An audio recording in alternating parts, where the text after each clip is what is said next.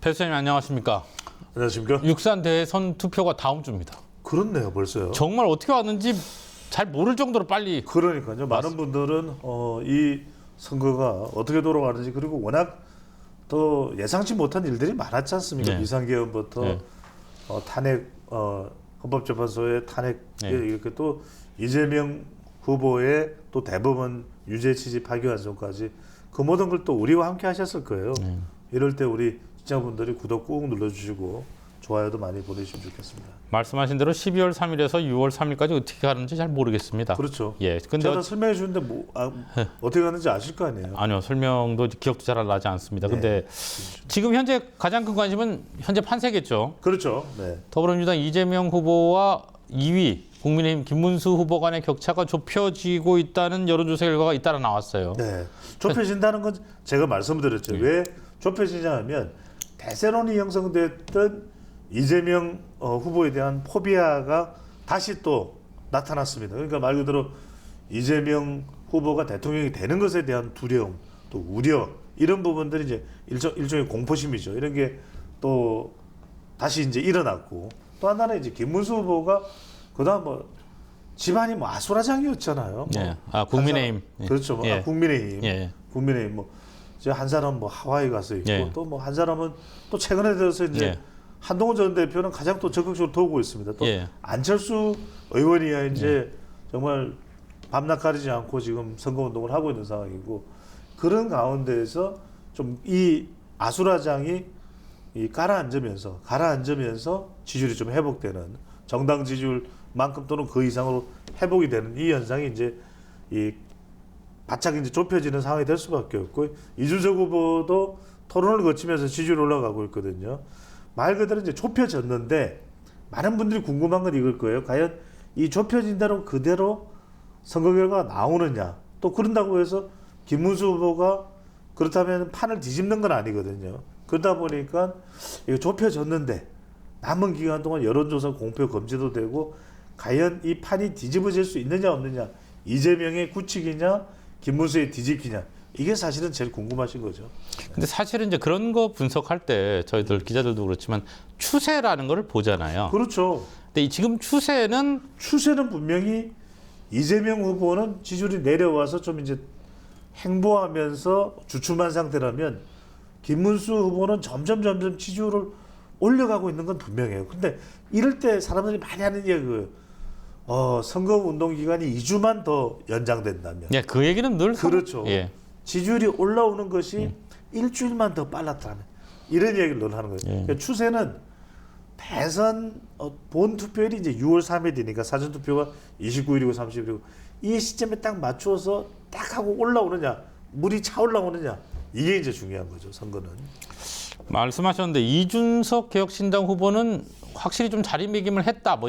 두 자릿수를 굳혀갔다, 이렇게 볼 수 있나요? 그렇게 볼 수도 있는데, 예. 이거는 알 수가 없어요. 왜냐하면은 끝까지 이제 선거 때 계속 이 추세가 유지돼. 일단은 이준석 후보는 주목 효과거든요.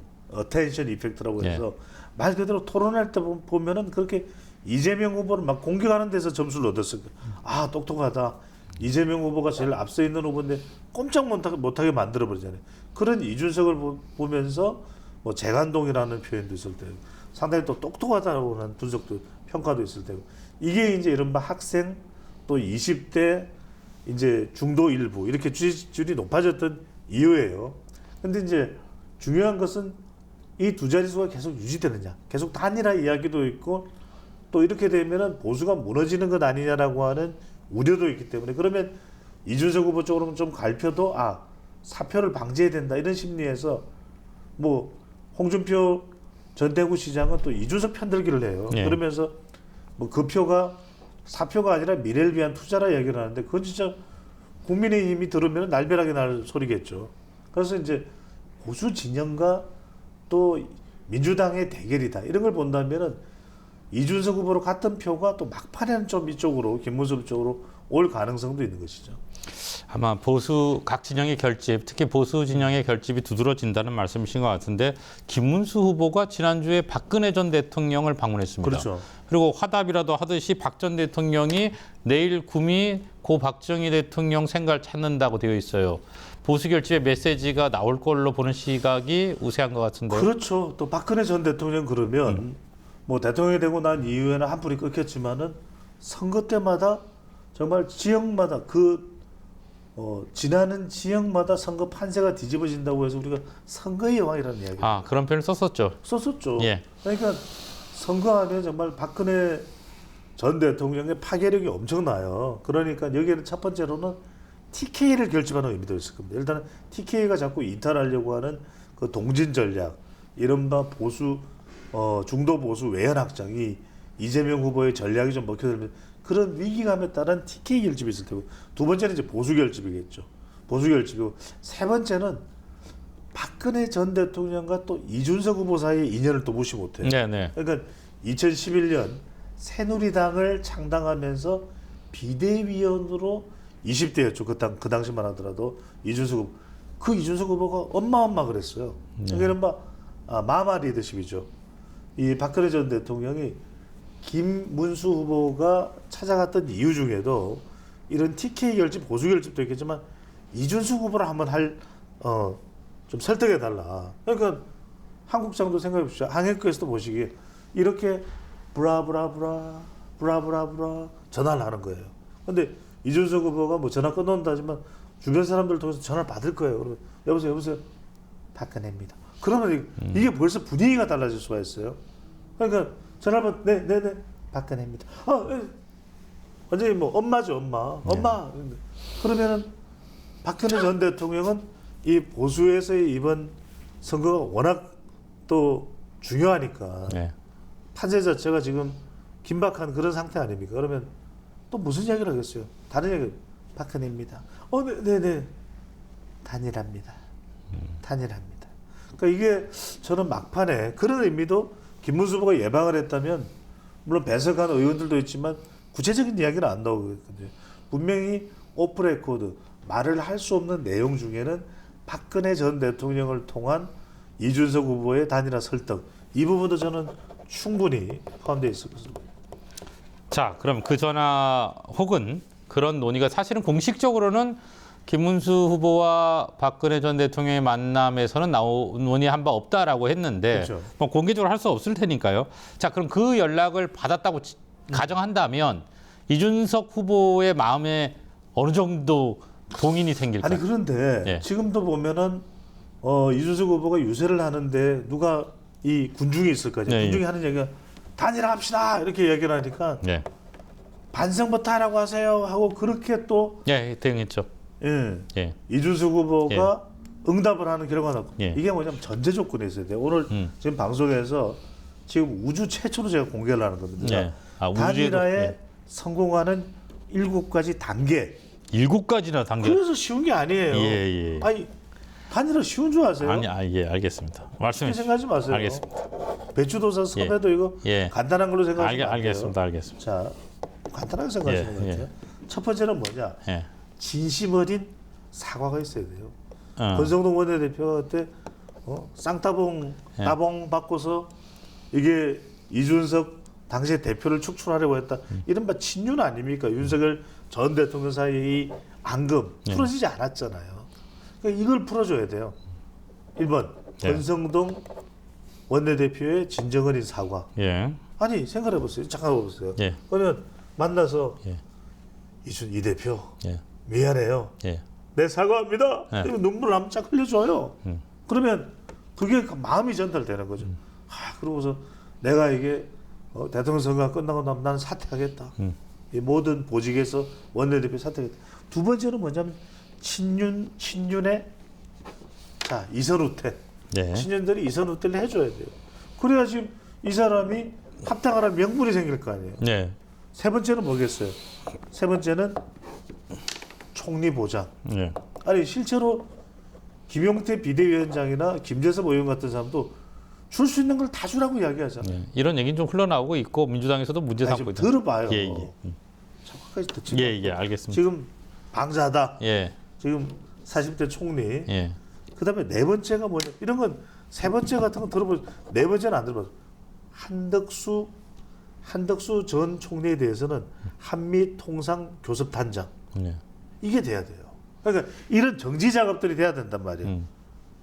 이준석 후보 오기 전에. 왜냐하면 이거는 승리 공식으로 가야 이준석 후보가 배에 올라탈 수 있는 이런 게 안 나오는 거죠. 그러니까 한덕수 전 총리와 이준석 후보가 직접 연결되는 게 아니고 그렇죠. 베이스 차원에서. 베이스를 참 예, 만들어야 예. 돼요. 그다음에 이 이낙연 전 총리가 있지 않습니까? 예. 제가 이낙연입니다. 그러니까 이낙연 전 총리는 제7공화국 예. 추진단장 예. 총리급으로 지금 임명이 됐잖아요. 예. 그럼 5번, 6번이 뭡니까? 6번이 뭡니까? 6번이 뭡니까? 모르죠, 저는. 하하 참. 6번 7가지 단계. 6번이 블라블라블라 예. 블라블라블라 뭡니까? 잊어버리신 거 아니죠? 블라블라블라 예. 블라블라블라 뭡니까? 박근혜 전 대통령의 전화. 예. 하하 참. 아. 그러니까 이제 박근혜 전 대통령이 전화를 해서 네. 박근혜입니다. 예. 누구 엄마. 이거 아직 안 했다는 겁니까? 박근혜 전 대통령의 전화. 그걸 좀 보세요. 예. 그러니까 이게 6번째 단계잖아요. 7번째는 뭡니까? 예. 7번째는 뭡니까? 당원들. 예. 지금 국민의힘 100만 당원 아닙니까? 예. 100만 당원이 한 목소리로 예. 전국에서 다 외치는 거죠. 이준석을요? 돌아오라. 음. 돌아오라 이준석. 돌아오라 준석아. 준석. 예. 이 정도 됐는데 안 돌아오겠어요? 예. 아니 이 정도 됐는데 항해국에서 이준석이란 빙의를 해보시면 안 돌아오겠어요? 예. 상당히 좀 떨떠름하신 것 같아요. 아니요. 설득력은 있는데 이걸 네네. 지금 선거 얼마 남지도 않았는데 이걸 언제 다 하죠? 자, 예. 역사는 예. 10분 내에도 이루어지고 1분 내에도 이루어져요. 예. 마음만 먹으면. 예. 그런 마음이 있느냐. 그럼 이 정도를 하면 이준석 후보는 아무거나 못 베기는 거죠. 그러니까 제가 이것까지 만들어줬잖아요. 지금 7단계. 예. 7단계. 이게 단계죠. 이게 한꺼번에 하는 게 아니고 한꺼번에 한꺼번에 이유가 뭐 있어요? 한꺼번에도 할 수 있겠네요. 근데 지금 말씀하신 대로 이제 후보 단위라 마지노선을 지금 계산해 보면 28일이잖아요. 그죠? 그러니까요. 그러면 28일이면 뭐 10분이라도 할 수 있다니까 이거. 이틀 남았는데. 10분 내라도 할 수 있어요. 마음만 있으면. 마음만. 아니 왜 제가 그걸 여쭤보냐면 네. 이게 이제 예를 들면 김문수 후보 혼자 할 수 있는 일이면 또 뭐 그럴 수 있다고 생각되는데 이 당 차원에서 혹은 많은 사람들의 합의와 동의 행동이 필요한 부분인데 이게 가능할까요? 지금 황영께서는 잘 안 되기를 원하시는 아니요 그런 뜻이 아니고 워낙 단계는 초를 치시는 거예요. 굉장히 조밀하게 그림을 알겠습니다. 그리셨던 것 같은데 네. 이 정도가 되면 가능성이 있다. 지금 설명을 드렸잖아요. 예. 지금 보통 다른 방송 같으면 예. 감동이 나와요. 감탄사. 저도 감동을 했어요. 감동했습니다. 네네. 제가 원래 표현에 좀 익숙치 않아서요. 알겠습니다. 일단 이런 단계를 밟아갈지를 좀 주목해서 보도록 하고요. 예. 조금 전에 말씀하신 대로 이제 홍준표 전 대구시장이 주말 새에 좀 시끄러웠어요. 네. 이 질문을 안 드리려다가 이게 의미가 여러 가지로 해석이 돼서 이준석 후보에 대한 투표는 사표 아니다. 미래에 대한 투자다라고 밝혔잖아요. 근데 이게 곱씹어 보면 당장 이준석 후보에 대한 지지일 수 있고요. 그다음에 단일화가 없다는 전제일 수도 있고요. 그리고 이렇게 삼각구도가 그냥 가면 미래라는 표현을 썼기 때문에 이번 대선은 그럼 기대치가 없는 거냐 뭐 이런 얘기도 나올 수 근데 있고요. 이제 우리가 똑같은 사안을 놓고서 네. 어떤 사람은 이것을 붉다고 이야기하고 네. 어떤 사람들은 푸르다라고 맞아요. 이야기하거든요. 맞습니다. 저는 다 다르게 보고 예, 있어요. 예. 뭐냐면 홍준표 전 대구시장은 엄청나게 노련한 사람이에요. 예. 그러니까 홍 전 시장의 전략은 이것에 악이 받쳐서 예. 빡쳐서 보수가 더 결집하게끔 지금 만들어주고 있어요. 일종의 홍 전 시장의 일종의 빡침 전략이죠. 빡침 전략. 네. 그래서 지금 이 상황에서는 오히려 더 보수가 열받아서 그렇잖아요. 보수에서는 지금 누가 가고 이런 게 더 열받은 거예요. 지금 더 결집을 하고 있어요. 그다음에 두 번째는 뭐냐면 지금 사표가 아니라 미래에 대한 투자다 네. 이야기는 오히려 지금 이게 사표가 아니라 결합을 하게 되면 이준석 지지층들이 말 그대로 승리 공식이 될 수 있다. 그러니까 이것은 미래에 대한 투자니까 어서 단일화를 해라. 아, 오히려. 다만 이걸 지금 잘 들으셔야 돼요. 지금 홍전대구 시장은 저는 여기에 숨은 뜻이 있는 거죠. 예. 빨리 이 배종찬의 7단계를 봐라. 예. 7단계로 해서 단일화로 가라. 이 이야기를 지금 메시지를 던져주는 것 같아요. 아, 홍전시장은 특히 이제 전대구 시장이기 때문에 이 방송 우리 유튜브를 모를 리가 없어요. 이걸 보면서 빨리 저 방송을 봐야 되는데 예. 하는 그 메시지를 지금 저는 녹여놓고 있다고. 그러니까 일반 사람들은 이걸 이렇게 평가를 할 거예요. 홍전시장이 야박하다. 예. 단일화를 끝장내려고 하는 술수가 아니냐 이렇게 보면 저는 다르게 봐요. 아니 국힘 내부에서도 그런 얘기가 나왔죠. 그걸 이제 한 단계 낮은 수로 이제 해석을 야. 하는 거죠. 저는 좀 더 고차원적으로 볼 때는 이건 여기에 굉장히 내밀한 전략이 있구나. 아, 그러니까 오히려 홍전시장의 이야기에 빡쳐서 예. 더 보수를 결집하게 되고 예. 그 다음에 사표가 아니라 미래에 대한 투자라는 것은 빨리 단일화라는 것이 이 정도의 파괴력이 있으니까 배종찬의 이 유튜브를 빨리 봐라. 예. 7단계를 거쳐라. 저는 이렇게 해석이 되네요. 이 미래는 아주 짧은 미래로 보시는군요. 그렇죠. 예. 알겠습니다. 이거 뭐 해석을 잘하시네요. 예, 해서 네. 네. 예, 해서 제가 지금까지 본 중에서 제일 해석을 잘했어요. 예, 어쨌든 네. 이 뭐 여러 가지 파장을 낳고 있는 홍전 시장의 발언이었고요. 네. 자, 후보자 토론회가 지금 1차, 2차 했고요. 그렇죠. 마지막 후보자 TV 토론회가 내일 열립니다. 화요일이죠. 예. 주제가 뭔지 아세요? 사회 정치 분야. 예. 그렇죠. 정치죠. 예, 정치 분야. 자, 정치이기 때문에 여기에는 나올 이야기 안 나올 이야기 다 쏟아진다는 예, 다 거죠. 쏟아지죠. 여기에는 이른바 모든 자기가 이번 유권자의 마음을 얻기 위한 정책이든 정치 재현이 다 나옵니다. 그다음에 예. 세 번째는 후보자에 대한 네거티브가 마타도가 가능하죠. 흑색 선전은 여기서 다 쏟아지고 예, 예. 말 그대로 이번 대통령 선거를 앞두고 모든 아수라장 그리고 예. 지금 김문수 후보 캠프나 이재명 후보 캠프나 이준석 후보 캠프 모두 상대 후보에 대한 정말 아킬레스건을 예. 다 지금 가지고 있는 전부. 가지고 있는 정보를 여기다 다 풀 거야. 예. 그래서 저는 이것이 적어도 예. 한 3에서 예. 5%의 표심을 움직인다. 움직일 수 있다.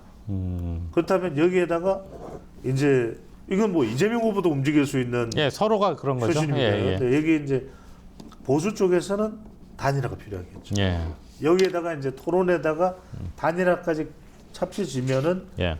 김문수 후보 쪽으로 뭐 단일화가 될지 어떨지는 이제 지켜봐야 되겠습니다만 된다고 한다면은 이게 움직일 것이 앞서의 토론과 예. 그 다음에 단일화 효과가 5에서 한 7% 정도 최소 플러스 요인이거든요. 예. 그러면 만약에 지금 이재명 후보가 46이고 예.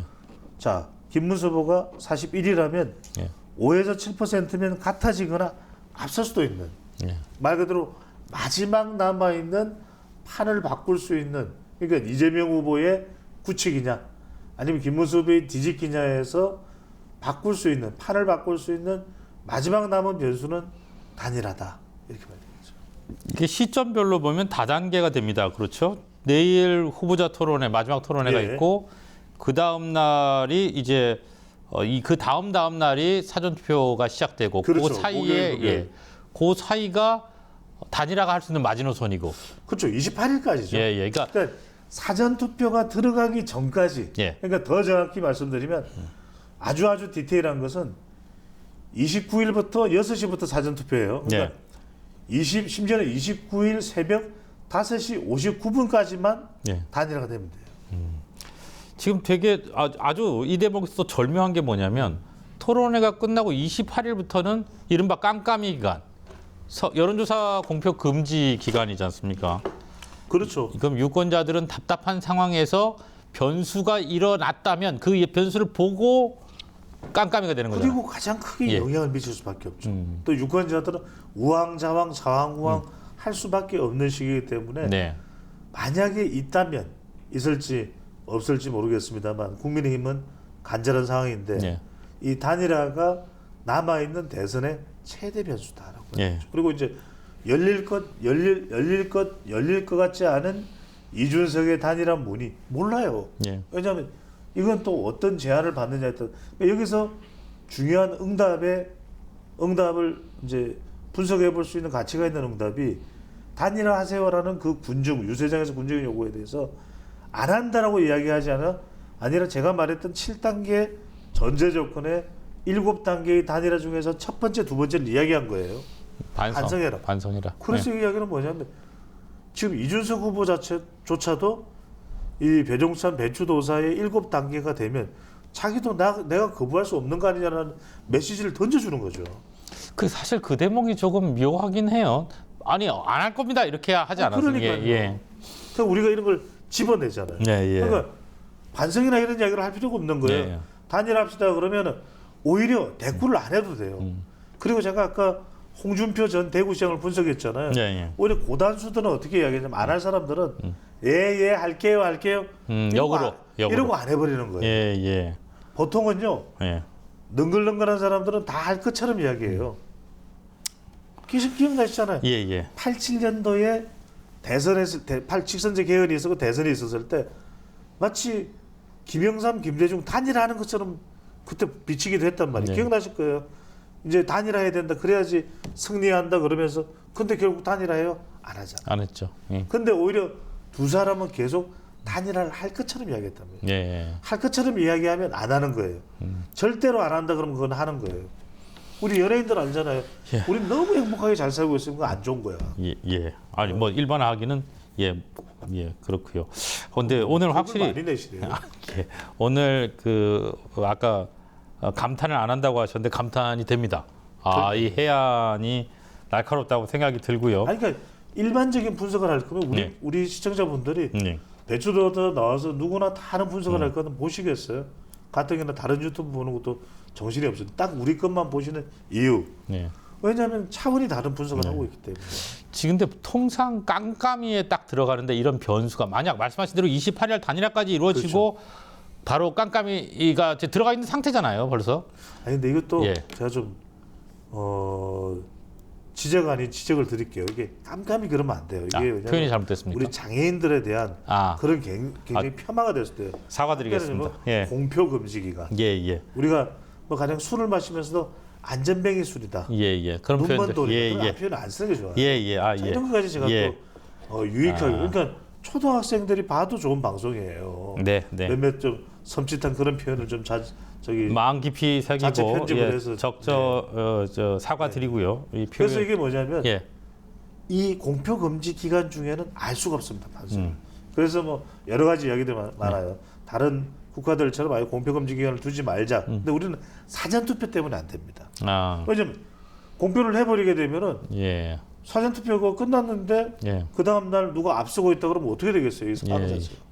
이거는 굉장히 큰 대혼란을 주기 때문에 적어도 사전 투표 전날에 우리가 공표 금지를 하잖아요. 이건 필요할 수밖에 없다. 또 필요한 조치다라는 말씀드리겠고 실제로 이전의 대선 같은 경우에도 이 공표 금지 기간 중에도 판세가 변한 경우들이 많았어요.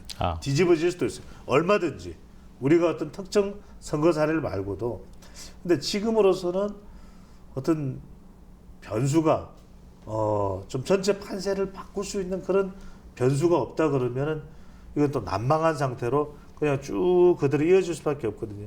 그렇다면 남아 있는 공표 금지 기간에 이 판세를 좀 뒤집어 놓을 수 있는 유일한 변수는 단일화다 이렇게 봐야 될 것 같아요. 그렇겠네요. 네. 자 그리고 나서 이제 29, 30 사전 투표가 진행이 되잖아요. 그렇습니다. 이 양 후보 진영은 사전 투표를 서로 다른 이유로 독려하고 있습니다. 우려도 하고 있고요. 이번 6.3 대선에서의 사전 투표는 어떻게 전망을 좀 하세요? 저는 상당히 사전 투표율이 높을 것 같아요. 왜냐하면 이게 또 기선제압의 의미도 있고 또 심지어는 뭐 김문수 후보도 보수의 이 부정선거에 대한 상당히 또 여론이 높은 편이잖아요. 실제로도. 그럼에도 불구하고 지금 김문수 후보의 경우에는 그런 또 의혹들로 인한 부정적인 영향, 중도층의 영향을 차단시키기 위해서라도 사전투표는 해야 된다. 의혹은 의혹이더라도. 이 이야기를 하고 있어요. 그러면은 양쪽이 다 높을 수밖에 없고 특히 이제 민주당의 이재명 후보 지지층들이 사전투표율이 높을 것이고 이준석 후보의 지지층들도 유권자의 이 성격상 사전투표율이 높을 가능성이 높아요. 그리고 김문수 후보도 동료하기 때문에 보수도 그렇게 사전투표에 대해서 부정적인 그런 인식에서는 조금 벗어나고 있는 것처럼 보입니다. 그러면 적어도 역대 대선에서 유례를 찾아볼 수 없던 저는 한 40%의 사전투표율이 되지 않을까. 대략 한 40% 될 것 같아요. 예. 사전투표율이. 그래서 40%에서 45% 이상이 된다면 민주당에 좀 유리한 선거. 예. 그 다음에 35% 미만이라면 이건 오히려 국민의힘이 희망을 좀 가져볼 수 있는 사전투표가 될 수 있다. 45% 이상, 35% 미만. 예. 서로 간에 이 사전투표에 따른 이해관계가 좀 엇갈리는 그런 상황이 될 것 같습니다. 일단 저희가 사전 투표 전에 다시 또 배수장님을 모시기 때문에 그때는 사전 투표를 집중적으로 얘기를 좀 해보도록 하고요. 예. 끝으로 지금 단일화가 최대 쟁점이란 데는 뭐 그게 없는 것 같고요. 남은 쟁점, 단일화를 제외한 그렇죠. 뭐가 있을까요? 나머지 이제 남은 것은 우리가 이제 투표율이라고 봐야 될 것 같은데 이것도 이제 그냥 일반적인 투표율 그러면 식상하잖아요. 뭐 네. 전체 투표율이 얼마나. 근데 늘 이런 일반적인 분석 차원을 뛰어넘는 우리 네. 또 방송이니까 직업별 투표율이 중요하다. 직업별 투표율. 예. 이번에는 왜 중요하냐면 예. 지금 이게 직업별 논쟁이 확 불타오르는 게 커피 120원이잖아요. 오늘도 커피 가지고 나오셨네요. 예. 저는 커피는 아닌데. 예. 그래서 이 120원 논란이 자영업층에 실제로 영향을 준 것처럼 지지율도 나오고 있거든요. 예. 그래서 저는 이 막판에 직업별 투표율, 이 자영업층이 뭐 분노를 내서 나오게 되는지 아니면은 그 분노의 대상이 민주당일지 아니면 국민의힘일지 그 영향을 받아서 투표를 할 수밖에 없을 것이고 또 블루칼라 우리가 일반적으로는 블루칼라 현장 근로자들이죠. 블루칼라는 주로 민주당 성향이 강하다고 그랬다. 예. 근데 이번에는 국민의힘 후보인 김문수 후보가 노동운동계의 전설 아닙니까? 예. 그리고 부인인 설란영 여사 말 그대로 걸 레이브 크러쉬, 걸 노동 크러쉬 여성 정말 이 노동운동계의 또 전설이기도 하거든요. 세진전자 네. 아시잖아요. 예. 예. 그래서 이런 것들이 또 블루칼라의 유권자들에게도 영향을 줄 수 있기 때문에 그런 걸 생각한다 그러면은 상당히 직업별 투표율 더군다나 또 이준석 후보는 학생입니다. 예. 예. 20대 저는 이 부분이 다른 어떤 투표율의 성격보다도 직업별 투표율의 성격이 또 유난히 중요해지는 그런 선거가 될 것으로 보입니다. 네. 오늘 여기까지 듣겠습니다. 어차피 수요일 날 뵈니까요. 그때 또 더 자세한 내용 나누도록 하고요. 고맙습니다. 감사합니다.